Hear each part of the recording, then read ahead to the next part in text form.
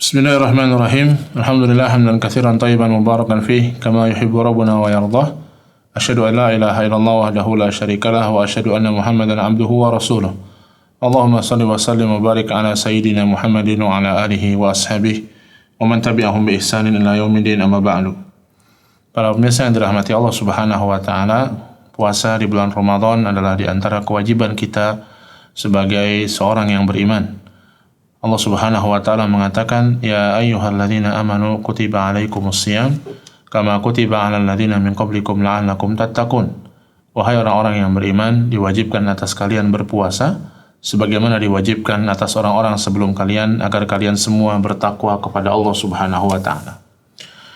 Demikian pula puasa bukan sekedar kewajiban biasa, bahkan dia adalah bagian dari rukun Islam yang 5. Nabi SAW bersabda, "Buniyal Islamu ala khamsin."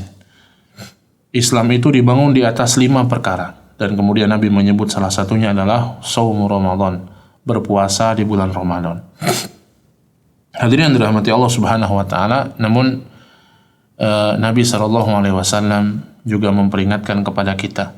Di sana ada orang-orang yang puasa, tapi dia tidak mendapatkan apa-apa dari puasanya, kecuali hanya lapar dan haus saja. Ya, yang memang orang puasa lapar, orang puasa haus, dia menahan makannya, dia menahan minumnya, dan harusnya dia dapat pahala atas hal tersebut, tapi pahalanya dia tidak dapat. Kata Nabi SAW dalam sebuah hadis yang diriwayatkan oleh Imam At-Tabrani, "Rubba sha'imin laisa lisiyamihi illal ju' wal 'atash." Tidak ada atau betapa banyak orang yang puasa yang tidak mendapatkan apa-apa kecuali lapar dan dahaga. Pahalanya dia tidak dapat. Ya. Siapa mereka? Mereka adalah orang-orang yang puasanya sah tapi kadang rusak pahalanya karena amalan-amalan dan dosa yang diperbuat oleh seseorang. Hadirin dirahmati Allah Subhanahu wa taala, puasa seharusnya mengajarkan kita untuk menjauhi perkara-perkara yang haram. Bagaimana tidak, orang yang puasa yang mubah saja dia jauhi. Makan, minum, hukum asalnya mubah. Ya. Kemudian berhubungan suami istri, hukum asalnya mubah. Tapi ketika dia berpuasa, dia jauhi. Ya, karena apa? Karena Allah Subhanahu wa taala memerintahkan dia untuk seperti itu dalam puasa. Dan dalam puasa dan di luar puasa Allah mengharamkan beberapa hal. Ya, maka jangan sampai seseorang melakukan hal yang haram. Yang mubah saja dia jauhi, maka yang haram harusnya lebih tegas lagi bagi dia untuk menjauhinya. Hadirin dirahmati Allah, ada beberapa hal yang bisa merusak pahala puasa kita. Walaupun secara zahir puasanya sah, tapi pahalanya bisa rusak. Apa saja itu? Di antaranya yang pertama adalah ketidakikhlasan dalam beramal. Ini yang paling penting. Dalam beramal harus ikhlas, ya. Kita beramal harus ikhlas. Termasuk di antaranya berpuasa, kita harus ikhlas. Nabi SAW bersabda dalam sebuah hadis yang diriwayatkan Imam Bukhari dan Muslim, "Innamal a'malu binniyat wa innamal likulli imri'in ma nawa." Sesungguhnya amal itu tergantung dengan niatnya dan setiap orang akan mendapatkan yang dia niatkan. Kalau niatnya ikhlas, dia mendapatkan pahalanya. Kalau dia niatnya tidak ikhlas, dia tidak mendapatkan pahalanya. Dan keikhlasan juga bertingkat-tingkat. Semakin dalam atau semakin besar keikhlasan seseorang, semakin besar pahala yang dia dapat. Sebaliknya, jika keikhlasannya pun rendah, kecil, maka begitu pula yang ia dapatkan. Jadi keikhlasan ini penting, bahwa kita meniatkan pahala kita atau meniatkan puasa kita hanya karena Allah Subhanahu wa taala semata, bukan yang lainnya. Bukan karena gak enak sama teman, gak enak sama orang tua, gak enak sama manusia, bukan. Tapi karena Allah Subhanahu wa taala. Kemudian di antara yang merusak pahala puasa, yaitu puasa kita yang tidak sesuai dengan sunnah Nabi SAW. Dua perkara penting. Ikhlas sesuai dengan sunnah Nabi dalam beramal. Kata Nabi SAW, "Man ahdatha fi amrina hadha ma laysa minhu fahuwa raddun." Barang siapa yang membuat-buat perkara-perkara baru dalam urusan agama yang tidak ada contohnya, maka perkara itu ditolak oleh Allah Subhanahu wa taala. Alih-alih diterima, malah ditolak oleh Allah puasa kita, tidak diterima oleh Allah. Apabila seseorang puasanya tidak benar, tidak sesuai dengan tuntunan Nabi SAW, sehingga bahkan ini bisa menyebabkan puasanya tidak sah, ya, apabila dia tidak mengerjakan rukun-rukun puasa. Maka kita pelajari, kita harus pelajari sehingga puasa kita menjadi puasa yang ikhlas dan puasa yang sesuai dengan tuntunan Nabi Shallallahu Alaihi Wasallam dan ujungnya diterima oleh Allah Subhanahu Wa Taala. Kemudian para pemirsa yang dirahmati Allah Subhanahu Wa Taala, di antara yang merusak puasa adalah kata-kata yang kotor, ya, lisan yang tidak dijaga dengan baik, kata-kata yang kotor. Nabi Shallallahu Alaihi Wasallam bersabda dalam sebuah hadis yang diriwayatkan oleh Imam Bukhari dan Muslim, "Idza kana yaumi shaumi ahlikum fala yarfath wala yaskhab wala yajhal." Apabila kalian sedang berpuasa, di hari sedang berpuasa, maka janganlah ia berkata-kata yang kotor, janganlah ia teriak-teriak, ya, janganlah ia bengak-bengok gitu ya, dan janganlah ia suka bertindak bodoh, ya. Fa in syatamahu ahadun aw qatalahu falyakul inni shaim. Apabila ada seorang yang menentang, mengajak dia berkelahi, membangkitkan emosi dia, maka katakanlah inni shaim, sesungguhnya aku sedang berpuasa.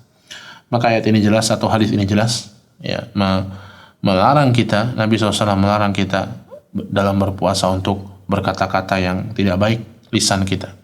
Dalam hadis lain Nabi SAW mengatakan, malam yada qawla zur wal amala bihi falaysa lillahi hajatun fi ayyada'a ta'amahu wa syarabahu. Siapa yang tidak meninggalkan perkataan dusta dan mengamalkan perkataan dusta, maka Allah tidak ada hajat dengan dia meninggalkan makan dan minumnya. Allah nggak butuh dia makan minum kalau ternyata dia masih melakukan hal-hal yang haram dengan lisannya. Hal-hal yang haram dengan lisan ini bisa macam-macam bentuknya. Bisa jadi dalam bentuk dusta, bohong. Dia suka berkata bohong. Sudah puasa, harusnya dia ngerem perkataan bohong, dia nggak ngerem. Ya, malah mungkin semakin menjadi-jadi, padahal dia puasa. Ya, maka ini sangat tidak layak, sangat tidak elok seorang muslim melakukan hal yang demikian. Dusta, ya, suka bohong, suka menipu orang dan lain sebagainya. Atau boleh jadi dalam bentuk ghibah. Ya, perkataan buruk yang lainnya dalam bentuk ghibah, dalam bentuk membicarakan keburukan saudaranya di hadapan orang lain. Dibicarakan, diomongkan omongan orang lain. Ini juga perkara yang semestinya ditinggalkan oleh orang yang berpuasa, bukan malah menjadikannya sebagai penghias majelis. Mungkin ketemu acara buka bersama, gibahin orang, ya, padahal sudah mau buka bersama, maka kemudian dia hancurkan, ya, pahala puasa dia. Sudah mau buka puasa, dia hancurkan sebelum itu dengan acara gibah di buka puasa bersama. Waliyatubillah. Ya. Di antara ungkapan yang buruk yang lainnya, perkataan lisan yang buruk yang lainnya adalah ungkapan-ungkapan yang jorok, kata-kata yang jorok, kata-kata yang gak layak diucapkan oleh seorang muslim, kata-kata yang mengandung fahisyah, kekejian di dalamnya, buruk, omongannya kotor, yang suka ngomong yang porno-porno atau nyerempet-nyerempet yang seperti itu, ya, kepada orang, kepada tetangga, kepada apalagi bahkan kepada lawan jenis, ya. Ini harus ditinggalkan oleh orang yang berpuasa sebagai pendidikan, ya, sehingga di luar puasa stop dia setelah itu ngomong-ngomong yang seperti itu, ya. Atau perkataan yang lain, perkataan buruk yang lainnya adalah dengan menuduh orang lain, ya, menuduh orang lain yang tidak melakukan sesuatu dituduh melakukan sesuatu. Ini pun perkataan yang buruk yang harus ditinggalkan oleh orang yang berpuasa. Atau perkataan buruk yang lainnya misalnya dengan mencaci maki orang lain. Puasa tapi senangannya ngajak berantem orang, senangannya ngajak emosi orang, senangannya caci maki orang lain. Tidak direm perbuatan tersebut. Ini tidak layak dilakukan oleh orang yang berpuasa. Ya, hentikan itu semua. Atau perkataan buruk yang lainnya, naudzubillah, dan bahkan ini bisa menyebabkan kekufuran, mengolok-olok agama Allah Subhanahu wa taala, mengolok-olok syariat Allah, mengolok-olok wali-wali Allah, mengolok-olok para nabi dan rasul dan ajaran Islam. Ya, puasa tapi lisannya bicara tentang ajaran Islam dengan perkataan-perkataan yang buruk, bercanda untuk mengolok-olok, untuk merendahkan Islam, untuk merendahkan syiar Islam. Maka ini pun sebuah hal yang tidak boleh dilakukan oleh orang yang berpuasa. Tidak puasa saja nggak boleh, apalagi orang yang berpuasa. Seharusnya dia tinggalkan. Bahkan yang terakhir, ya, mengolok-olok agama ini bahaya sekali. Bisa menjerumuskan seseorang kepada kekufuran. Para pemirsa yang dirahmati Allah Subhanahu wa taala, demikian pula di antara perkara-perkara lain yang bisa merusak puasa kita adalah maksiat yang dilakukan oleh anggota tubuh kita. Ya, mungkin melihat hal-hal yang diharamkan oleh Allah Subhanahu wa taala, mendengar hal-hal yang diharamkan oleh Allah Subhanahu wa taala dan Rasulnya. Yang lagi puasa tapi senengannya dengar dangdutan, senengannya dengar musik-musik, ya, senengannya melihat hal-hal yang nggak pantas, yang nggak layak untuk dilihat, dan seterusnya. Dia puasa padahal ini bisa menghancurkan pahala puasa kita. Ya, maksiat yang dilakukan oleh anggota tubuh kita, ya, atau kemudian dia korupsi misalnya ketika puasa, ya, dia korupsi harta orang, atau dia berbuat zalim kepada orang lain, ya, kepada harta orang, ngambil harta orang, atau berbuat zalim kepada fisik orang lain ketika puasa. Ini juga bisa merusak pahala puasa. Demikian pula, ya, maksiat yang dilakukan oleh hati kita. Maksiat yang dilakukan oleh hati kita dengan berbagai macam bentuknya ketika puasa. Ini juga bisa merusak pahala puasa. Apa contohnya? Sombong. Sifat sombong misalnya. Ya, yaitu menolak kebenaran dan meremehkan orang lain. Meremehkan orang lain. Dia nggak puasa. Saya puasa ini, ya. Padahal boleh jadi orang itu ada uzur, mungkin dia sakit, mungkin dia safar, ya.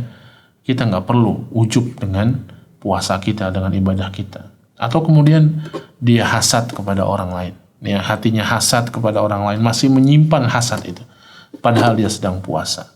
Ya, ini bisa merusak pahala puasanya. Atau kemudian, ya, misalnya orang itu merasa ujub dengan diri dia sendiri, merasa hebat karena dia bisa puasa, bisa baca Al-Quran, bisa sedekah, dan seterusnya, dan amal soleh lainnya. Ya, maka waspadalah, hati-hatilah. Maka hadirin dirahmati Allah Subhanahu wa taala, ini beberapa hal yang bisa merusak puasa kita. Niat yang salah, cara puasa yang tidak benar, niat yang salah, kita harus luruskan niat kita terus, karena setan ini bakal ganggu kita terus.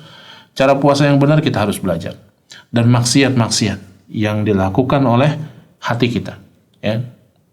Jangan sampai ini kita harus tutup maksiat-maksiat ini. Kemudian yang kedua, yang dilakukan oleh lisan kita dengan berbagai macam bentuknya.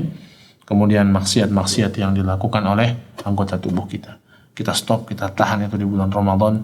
Ya, kita berusaha berdoa kepada Allah Subhanahu wa taala. Ya, ganti dengan yang lebih baik. Kalau lisan tadinya suka berkata yang tidak buruk, ganti dengan baca Quran, ganti dengan zikir, ganti dengan yang lebih baik. Ya. Anggota tubuh kita kalau tadinya waktu ini dipakai untuk yang nggak manfaat, ganti dengan yang lebih baik. Sering-sering ke masjid, sering-sering baca Quran, dan seterusnya. Karena demikianlah, ya, seluruh potensi yang ada pada diri kita, kalau kita tidak manfaatkan untuk kebaikan, maka kita jadi manfaatkan itu untuk keburukan. Maka agar kita tidak terjerumus memanfaatkan potensi diri kita untuk keburukan, maka gunakan potensi untuk kebaikan. Habiskan waktu untuk berbuat baik. Sampai akhirnya kita nggak sempat lagi untuk berbuat buruk. Jemaah yang dirahmati Allah Subhanahu wa taala, para pemirsa yang dirahmati Allah, itulah beberapa poin, ya, yang bisa merusak puasa kita. Mudah-mudahan kita dijauhkan dari hal-hal tersebut. Mudah-mudahan Allah memberikan pada kita taufik untuk bisa memanfaatkan Ramadan ini dengan sebaik-baiknya, dan mudah-mudahan Allah Subhanahu wa taala memberikan keistiqomahan pada kita dan menjadikan akhir kehidupan kita akhir kehidupan yang husnul khatimah. Demikian kita cukupkan. Wassallallahu ala nabiyina Muhammadin wa ala alihi wa sahbihi wasallam. Subhanakallahumma bihamdika asyhadu an la ilaha illa anta astaghfiruka wa atubu ilaik. Billahi taufiq wal hidayah. Wassalamualaikum warahmatullahi wabarakatuh.